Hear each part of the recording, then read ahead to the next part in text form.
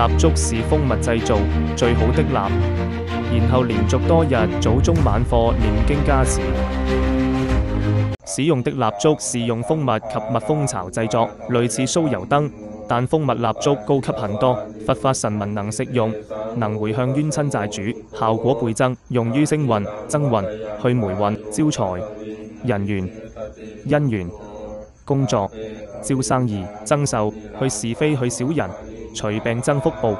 師父會一年4次，每次連續2個小時念經及燃點蠟燭，然後為每位信眾加持念經，將過去不好的事情全部抹去，霉運、爛桃花、小人是非、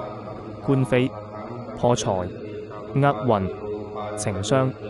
久病，然後會帶來好運，事事順利，有助事業、家庭美滿，工作順利，帶來好人緣，化解厄運。適合男女老少出外工作、從事危險工作、商談洽事、生意危機，容易生病、氣息不佳、久病不愈、感情不順、家人不和、諸事不順。點蠟燭發誓可回向冤親債主，即是我們前世和前前世所做的壞事和所傷害過的人和對他有虧欠的人，也就是萬般帶不走，唯有業隨身，化解前世的業，就會萬事皆順。但業不是一時三刻能化解，需要慢慢清除。我們的業也會間接影響下一代，例如你有錢和長命，那你的子孫得到的護蔭會更好，反而久病則會拖累到家人，業消減了，我們今世和下世所遇的人做的事走的路都會順利很多。